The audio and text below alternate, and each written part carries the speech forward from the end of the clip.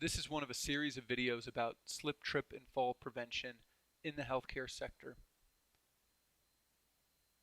This particular video is going to be focusing on the data. In other words, we're going to be talking about why it's important for organizations to care about slip, trip, and fall prevention and why they should devote resources to it. Now, a lot of us grow up thinking about slips, trips, and falls as a punchline, as a joke in our favorite cartoon. In reality, a lot of us will slip, trip, and fall and get injured over the course of our lives. Not only do slips, trips, and falls result in unnecessary pain and suffering, but they also result in significant economic costs too. Every year, Liberty Mutual collects data on the most costly disabling workplace injuries. You can see over here on the left that slips, trips, and falls on the same level resulted in $8.61 billion in medical costs in 2010. Many of these injuries were preventable. In other words, there's a huge opportunity for cost savings when it comes to slip, trip, and fall prevention. That was for the economy as a whole. Let's take a look at some healthcare specific data. You can see that in 2010, the health sector was the leader in terms of the number of injuries resulting in time away from work due to slips, trips, and falls on the same level. But the healthcare sector is big, so it might just be a function of the size of the industry. On the contrary, the health sector is second only to transportation in terms of the frequency of slip, trip, and fall related injuries. In other words, the rate is higher than every other sector of the economy other than the transportation sector. So whether you measure it in terms of the number or in terms of the rates, the healthcare sector has a long way to go in preventing slips, trips, and falls. Now, what does this have to do with the aging of the workforce?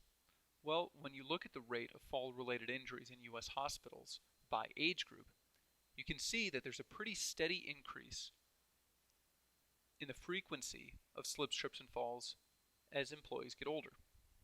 In fact, workers who are 65 and over are more than 4 times more likely to experience a slip, trip, and fall-related injury than workers who are 20 to 24. As we have more older workers on the job, we'll have more workers who are at risk of a slip, trip, and fall related injury. So in summary, there are a number of reasons why it makes sense to step up slip, trip, and fall prevention efforts in the coming years and coming decades. The first is that prevention, injury prevention, is not only a way to reduce the amount of injury and disability and pain in your workforce, but it's also a way that you can save money on workers' compensation costs, on turnover, on employees' lost time, and on employees' productivity. Another reason to pay particular attention to slips, trips, and falls in hospitals and in healthcare work environments is because healthcare's got a problem. Healthcare has particularly high numbers and high rates of work-related slip, trip, and fall injuries. And lastly, as we talked about in this video and in other videos, the population is aging.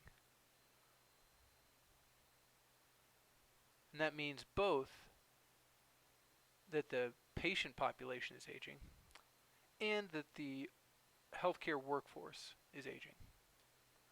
So as we have more older individuals in hospitals as patients and as workers, slip, trip, and fall prevention is a way to simultaneously address patient safety and worker safety.